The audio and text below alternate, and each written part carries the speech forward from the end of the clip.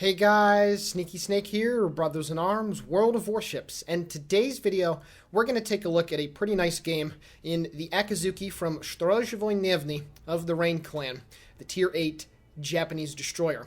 He's playing with his buddy from Omni, Yura, in the Mogami, the Tier 8 Japanese light cruiser, and they're playing some domination here on the map Trap. So if you'd like to send a replay into us, please send it to BIAworldofwarships, all lowercase, at gmail.com. Please include the replay file, post-game screenshots if you have them, a brief description of the battle, and then if you'd like myself or Spider to do the commentary, you can certainly request for that in your submission as well. So Storo here in the Akizuki. What you're going to see is a pretty good example of where this ship currently sits in the meta, and while it's certainly not the highest damaging game that I've ever seen, it does show you pretty much all of the strengths and the weaknesses that this ship has, and you're going to see some overall pretty good play here by my buddy Storo. Now, at the beginning, he's going to go up north to the sea cap. He did spawn closest to it, so it's a pretty good idea to get on there at the very beginning of the game. And to be fair, it's also a very smart one because he is top tier, and this is tier 6 matchmaking. There's a tier 6 carrier, the Ryuho, on the enemy team, and he's top dog. And when an Akizuki is top tier, this is one of the most feared destroyers, in my opinion. I'd say at the mid to high tiers, because it just has a lot of things going for it. You can see with Survivability Expert, he has 23,200 hit points to work with, which going against tier 6 and 7 destroyers will give you 5, 6, even 7,000 hit points more of an advantage in some cases. The Akizuki also comes with arguably the best firepower of any tier 8 destroyer. You have 8 guns arranged in 4 turrets, 2 at the front, 2 at the rear. They're all 120 millimeters in caliber. However, with a recent buff to the Akizuki a few patches ago, with IFHE, these guns are able to penetrate the most critical threshold of over 32 millimeters. So basically, everything that Storo shoots at, he's going to be getting raw damage and raw penetrations with. And the armor-piercing shells are not that bad either. At sub 10 kilometers on full broadsides, you can deal some pretty good damage. And while it's not in the realm of a Soviet destroyer AP salvo, it does add up really quickly because this thing has a very quick rate of fire. It also has a pretty decent array of torpedoes. You get 1 quadruple launcher mounted along the center line, but you do have access to torpedo reload booster, as you're going to see Storo use here. So you can get 8 torpedoes going down range about every 2.5 minutes, assuming that you do not launch your torpedoes until your torpedo boost is ready to go. The ship also comes with pretty decent AA. As you've seen, he has shot down 1 plane so far. There are enemy fighters hovering above him, but his AA, while not having access to defensive fire, is still pretty okay for a tier 8 DD. Now you can see that he is actually moving to the northwest, now make that the west, as him and a pair of Farragut's are actually moving in on the smoke screen right there, just off his starboard bow. His torpedoes and the Farragut's torpedoes are going in there, and it forces the Fusion to get off of the capture point. Now this is a very aggressive play here at the very beginning, and if he was not top tier and there were maybe some more radar cruisers around, I would not necessarily agree with this play. Being this deep in the sea cap very early on is a very risky and a very bold move. However, he's now getting inside of the smoke screen provided by both of his Farragut friends, and you're going to see him go to work with these guns. And like I said, the rate of fire is fantastic. With the build that he currently has, the reload is right at 3 seconds. When you get BFT, AFT on this bad boy, like I said, you have some pretty terrifying firepower for a tier 8 destroyer. And quite honestly, for any destroyer at that matter, there's a lot of tier 10 DDs that really don't want to get into a gunfight with an Akizuki mano-a-mano. So we got some shots downrange at the Normandy, and you can see 26 pens compared to only 10 non-penetrations. But now he decides to switch here to the Richelieu. And this example right here is why the Akizuki with IFHE is so darn frustrating to play against. This Richelieu is coming to a stop, and he's going in reverse now, but just take a look at the hit counter on the right side and just see how many penetrations compared to non-pens you're going to see here. The Richelieu, unfortunately, is a battleship that is covered in 32 millimeters of plating on the bow, on the stern, the deck armor. The superstructure, of course, is less than 32, so you're just going to see so many penetrating hits, and for the most part, the only non-pens that occur are the shells that land in and around the turrets on that French battleship. And he already has a fire set. You can see he's just letting the shells fly down range at whatever battleship is giving him the best target here. However, there is an enemy destroyer last reported on the B cap, so as he continues to shoot at the Byron, he is getting ready to make a push down into the B cap and try and get it for his team. You can see that there's a 2v2 fight down at the A cap that his team looks like they're going to be able to win, and this is when the Icarus decides to come after him, and this is why the Akizuki is so terrifying to deal with. You can see that Icarus is stock hull, only 12,000 hit points. Storo has almost double the amount of HP, and he continues to fire blind into the smoke screen. There's absolutely no way the Icarus is going to be able to live from that kind of firepower, and Storo picks up the first blood on that tier 6 British destroyer as he's up to 37,000 points of damage. Unfortunately, though, one of the weaknesses of the Akizuki strikes home as he kind of drifted into that torpedo spread. And one of the big things about the Akizuki that makes it somewhat difficult to play for new players is that the maneuverability is rather shoddy for a destroyer. You have light cruiser levels of at least rudder shift, and while at face value that might seem pretty okay, for a destroyer it's not so much. And when you combine that with a rather poor turning circle, this thing does have a very big tendency to drift into torpedoes when you're trying to maneuver around at or near your top speed. As we all know, turning left or right at top speed, the stern of your ship kind of glides out the back to the left or to the right depending on which way you're turning, and unfortunately you saw that right there on that torpedo. And it's a very fortunate thing that it was only the Icarus's torpedoes, which I would imagine were the stock ones, considering Storo only lost about 10,000 hit points there. If that would have been a torpedo from something like, say, a Fubuki or a Kagero, that could have almost crippled his destroyer with just one torpedo hit. Anyway, it's 411 to 420. Storo is now getting onto the B cap, and he is unfortunately contesting it with somebody. There is another enemy ship around here. As you saw, the Asashio was last reported down on the A cap, so at this point Storo's going to come to a stop here, and you can see just the rate of fire right on the side of that Richelieu. 1,900 on the first salvo, 2,300 on the second. He gets a fire with the third, and like I said, this is where this ship is just fantastic. When you can bring your entire DPM to bear on enemy ships, regardless of who they are or what tier, for the most part, you're just able to deal a very large amount of damage. And now you can see that he does switch to the armor piercing, and as I mentioned, within 10 kilometers, the AP is pretty consistent on the damage. 1,400 on the first, 1,965 on the second, and hopefully he'll be able to secure the kill here on this French BB, and on 567 hit points, he picks up his second frag of the game. He's up to about 80,000 points of damage, and you can see he's continuing to contest the cap with somebody, so based off of the last reported position of the Asashio, I think it's safe to say that that Japanese DD has actually moved on to the B cap. Now, of course, the Asashio only has the deep water torpedoes, so he doesn't have to be worried about taking torpedoes from that guy, and it's right about now that he realizes that the Asashio is on the cap, and he swings his guns into play on that Japanese destroyer. And, of course, here comes the gun power, here comes the sustained DPM, and this is why this thing is so darn deadly. Now, unfortunately, his buddy in the Independence actually flew his planes away, so somebody had to come in here and get the spot on the Asashio. I'm not exactly sure who is detecting him, but he does manage to get inside the smokescreen. However, Storo is going to continue to shoot at his last reported position. And because you have such a high rate of fire, by the time the shells go down range, even at 4.5 kilometers, your guns are already reloaded. Now, of course, he does have adrenaline rush kicking in, at least I think. Let me take a look at the reload time here. Actually, no, he doesn't have adrenaline rush on this captain. So even at 3 seconds reload at 4.5 kilometers, by the time the shells get there and impact, you're already reloaded, ready to go. So it does make blind firing into smoke somewhat easy compared to other DDs with slower rates of fire. Unfortunately, none of the shells have been finding the mark out of the last 5 or 6 salvos, so his buddy Yura actually is going to charge down that smoke screen. Now, I'd imagine the only reason why he's doing that is because he does have hydroacoustic ready to go.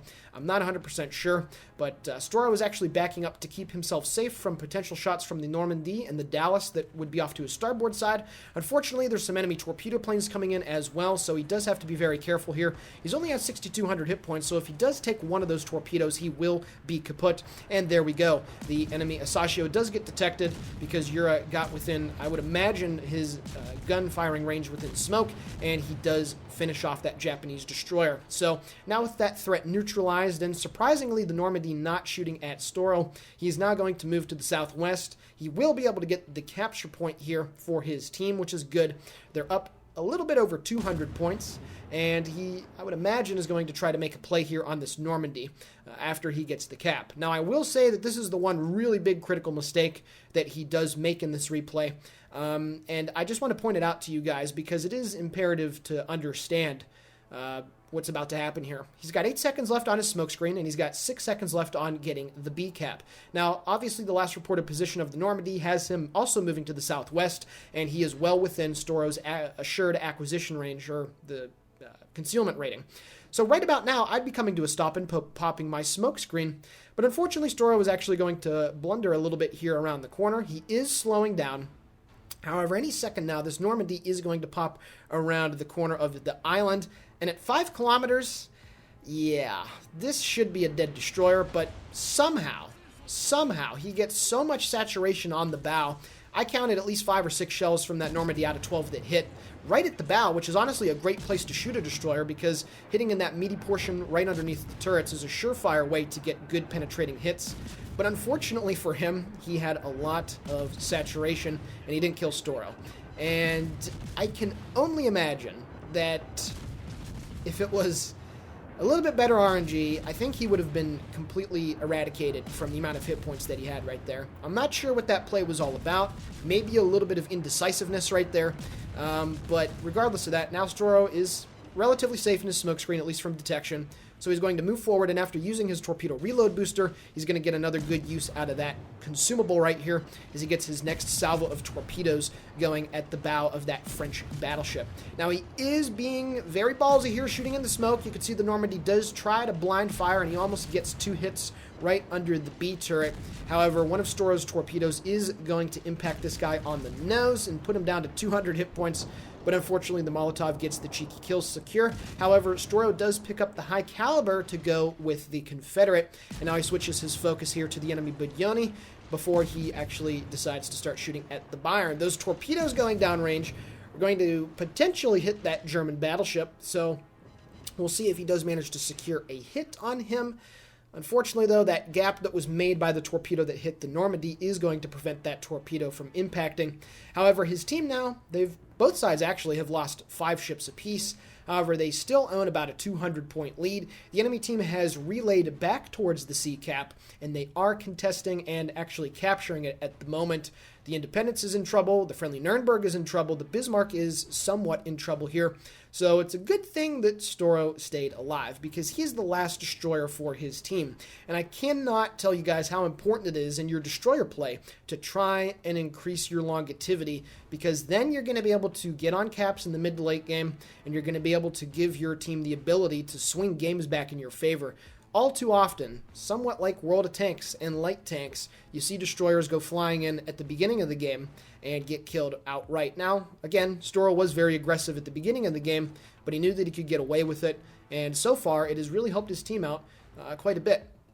So with that being the case, the enemy team has all their eggs to the northwest and the west of the sea cap, so now his team, all they have to do is position themselves accordingly and wait for them to try and get on the cap before they win the game. Now, Storo, you can see here, knows that he needs to be up north at the sea cap because there's nothing down to the southwest and to the west at this point. So he's going to go back up to the north and try to deal with those ships. There's a Mioka, there's a Dallas, and there's a Fusion that are... one of them, I would imagine, is probably going to be getting onto the sea cap. And he's probably also thinking about the well-being of his friendly Independence, who is in a little bit of danger. So Storo's going to go back up there and help. You can see that the Fusion is now on the sea cap. However, his friendly Bismarck is getting on there, but it appears that he is getting focused down.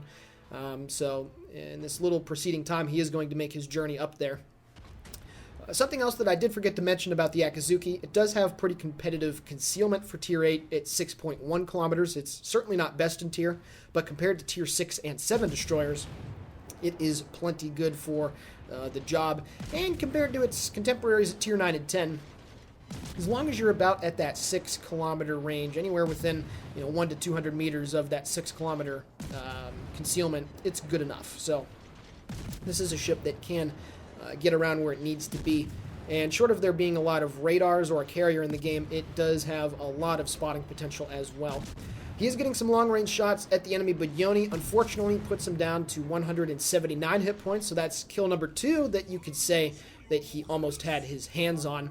The Fushin does manage to torpedo the Bismarck, and as his buddy in the Molotov gives him a little horn as he replies, he's going to try to go up there and find that enemy destroyer who is continuing to cap the C objective.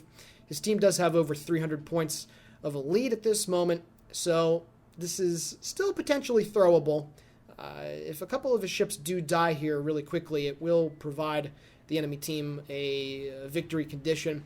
However, the enemy Dallas does get detected at 12.2 kilometers very briefly by the carrier fighters, so Storo is absolutely going to try to chase that guy down and get him detected, and then the Dallas decides to secure his fate here, as he's going to actually turn a bit bow on towards the Molotov and to Storo's position. So Storo, now on the southwest side of the sea cap, getting ready to drop some torpedoes, it appears, here on the enemy Dallas. You can see that the Fushin is also over in the vicinity as well. And now Storo is going to smoke up here and show you the power of the Akizuki in the late game, where the ships that he is opposing do not have anywhere close to full health, and the DPM becomes even more of a problem to deal with. You can see that the Fushin appears trying to chase after the Independence, but because Storo is getting some good shots at him, he's going to have to neglect that pursuit and turn bow on, securing his fate as well. As long as Storo does not get detected or go outside of his smokescreen, he's just going to be able to slowly secure the kills on these guys. You can see that the Molotov gets some shots at him as well.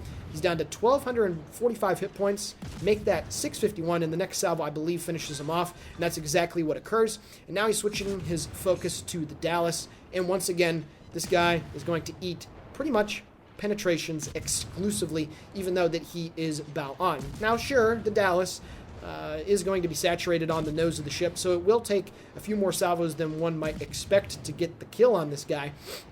However, he's down to 3,400 hit points, and although Storo is probably not going to be able to save the life of his Molotov friend, who does get killed when the Dallas has 114 hit points left, the Molotov secondaries, of all things, managed to get the kill secure and the close quarters expert. So, potentially kill number 3 that Storo was not able to make happen.